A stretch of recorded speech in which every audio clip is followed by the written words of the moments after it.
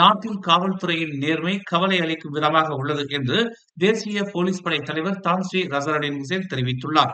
போதைப்பொருள், அதிகார துஷ்பிரயோகம் போன்ற குற்றங்களுக்காக ஒரு சில காவல்துறையினர் கைது செய்யப்பட்டதன் மூலம் காவல்துறையின் நிலை மோசமாகி உள்ளது என்று அவர் கூறினார். 2023ஆம் ஆண்டு மட்டும் வணிக குற்ற வழக்குகளில் சந்தேக நபர்களாக 22 போலீஸ் அதிகாரிகள் மீது நடவடிக்கை எடுக்கப்பட்டதாக அவர் சுட்டிக்காட்டினார். இந்த ஆண்டு ஜனவரி மாதத்திலிருந்து செப்டம்பர் மாதம் வரை அந்த எண்ணிக்கை 23ஆக பதிவாகியுள்ளது என்று அவர் கூறினார். அடுத்த ஆண்டு ஆசியான் வணிக ஆலோசனை குழுவின் தலைவராக மலேசியா ஆசியானை ஒரே சந்தையாக மையப்படுத்துவதில் தொடர்ந்து கவனம் செலுத்தும் என்று பிரதமர் டபஸ்ரீ அன்வார் இப்ராஹிம் தெரிவித்துள்ளார். வலுவான ஒத்துழைப்பின் மூலம் இலக்கை அடைய முடியும் என்று குறிப்பிட்ட அவர், குறிப்பாக அரசு மற்றும் வணிக துறைகளுக்கு இடையே ஆசியான் கூட்டத்தின் மூலம் எளிதாக்க முடியும் என்று அவர் தெரிவித்தார். சைபர் கிரைம்களை திறம்பட கையாள்வதற்கான வணிக குற்ற புலனாய்வு துறையின் திறனை அதிகரிக்க புதிய தொழில்நுட்ப மற்றும் தந்திரோபாய சைபர் பிரிவு நிறுவப்பட்டுள்ளதாக தேசிய போலீஸ் படை தலைவர் தான்ஸ்ரீ ரசரடின் ஹுசேன் தெரிவித்துள்ளார். பிரிவின் முதல் கட்ட நடவடிக்கைகளை தொடங்குவதற்காக 17 பணியிடங்கள் நிரப்பப்பட்டுள்ளதாக அவர் கூறினார். இன்று புக்கிட்டமான் சிசிஐடியில் நடந்த நவம்பர் 2024 ஐஜிபி மாதாந்திர கூட்டத்தில் இந்த முயற்சியானது இணைய அச்சுறுத்தல்களை எதிர்கொள்ளும் பிடிஆர்எம்மின் திறனை பலப்படுத்தும் என்று தெரிவித்தார். வணிக குற்றங்களில் குற்றவாளிகள் பயன்படுத்தும் தந்திரோபாயங்கள், குறிப்பாக செயற்கை நுண்ணறிவு பயன்பாட்டினால் மிகவும் சிக்கலானதாகி வருவதாக அவர் எடுத்துரைத்தார்.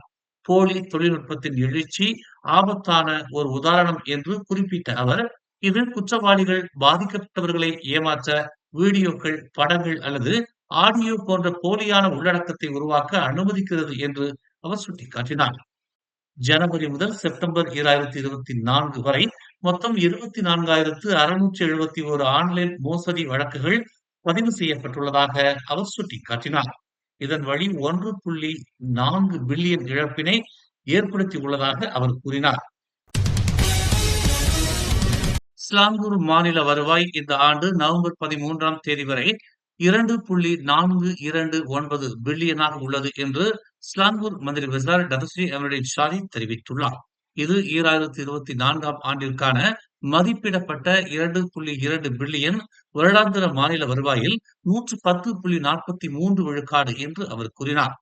ஸ்லாங்கூர் அரசாங்கம் நீர் வழங்கல் திட்டம் மற்றும் அமானா சகாம் ஸ்லாங்கூர் திட்டத்திற்கு முறையே 19.2 மில்லியன் மற்றும் 1.89 மில்லியனுக்காக எடுக்கப்பட்ட மத்திய அரசாங்கத்திற்கான கடனை வெற்றிகரமாக செலுத்திவிட்டதாகவும் அமீருடின் கூறினார்.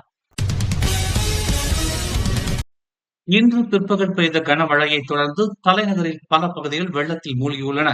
பாதிக்கப்பட்ட பகுதிகளில் ஜலான்பூடு மற்றும் ஜலான் சுல்தான், பெட்டாலிங் ஸ்ட்ரீட் ஆகியவை அடங்கும் என்று கோலாலம்பூர் நகராண்மை கழகம் தெரிவித்துள்ளது. தலைநகரை சுற்றி கனமழை பெய்து வருகிறது. டிபிகேஎல் பணியாளர்கள் தற்போதைய நிலைமையை கண்காணித்து வருகின்றனர். பிற்பகல் 2:45 மணி நிலவரப்படி முக்கிய ஆறுகளில் நீர்மட்டம் இயல்பான மற்றும் நிர்வகிக்கக்கூடிய அளவில் உள்ளதாக தெரிவிக்கப்பட்டுள்ளது. இந்நிலையில் சாலையில் செல்வோர் எச்சரிக்கையாக இருக்கும்படி அறிவுறுத்தப்படுகிறார்கள்.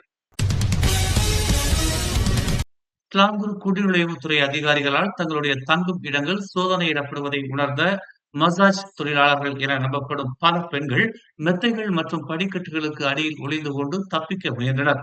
எனினும் அவர்கள் பின்னர் கைது செய்யப்பட்டனர். ஓப்ஸ் கெகார், ஓப்ஸ் சாப்பு மற்றும் ஓப்ஸ் செலியரா என்ற தலைப்பிலான இந்நடவடிக்கை மசாஜ் பார்லர்கள் மற்றும் உணவகங்கள் உட்பட 5 இடங்களை குறிவைத்து நடத்தப்பட்டதாக தெரிவிக்கப்பட்டுள்ளது. 5 மணி நேர நடவடிக்கையில் 16 பெண்கள் உட்பட 38 ஆவணமற்ற புலம்பெயர்ந்தோர் கைது செய்யப்பட்டனர். நவம்பர் 19ஆம் தேதி முதல் 23ஆம் தேதி வரை கிழக்கு கடற்கரை மற்றும் ஜொகூர் பகுதிகளில் தொடர் மழை எச்சரிக்கையை மலேசிய வானிலை ஆய்வு மையமான மெட் மலேசியா விடுத்துள்ளது. திரங்கானு மற்றும் கிளந்தானில் தும்பாட், பாசிர்மாஸ், கோத்தபாரு, தானாமேரா, பாச்சோக், மாச்சாங் மற்றும் பாசிர் புத்தே பகுதிகளிலும், பகாங்கில் குவந்தான், பெக்கான், ரோம்பினிலும், ஜொகூரில் சிகாமாட், ப்ளூவாங், மெர்சிங், கூலாய், கோத்ததங்கி மற்றும் ஜொகூர் பாரு ஆகிய இடங்களிலும் தொடர் மழைக்கு சாத்தியம் இருப்பதாக மிட் மலேசியா ஒரு அறிக்கையில் தெரிவித்துள்ளது. பப்புவா நியூ கினியாவின் நியூ அயர்லாந்து பகுதியில் இன்று மதியம் 1:28 மணியளவில் ரிக்டர் அளவுகோலில் 6.4 பதிவான சக்தி வாய்ந்த நிலநடுக்கம் ஏற்பட்டதாக வானிலை ஆய்வு மையம் தெரிவித்துள்ளது. நிலநடுக்கத்தின் மையம் 45 கிலோமீட்டர் ஆழத்தில் 4.6 டிகிரி தெற்கிலும் 153.1 டிகிரி கிழக்கிலும் பப்புவா நியூ கினியாவின் குகோகோவில் இருந்து கிழக்கே 89 கிலோமீட்டர் தொலைவில் இருந்ததாக ஒரு அறிக்கையில் தெரிவிக்கப்பட்டுள்ளது.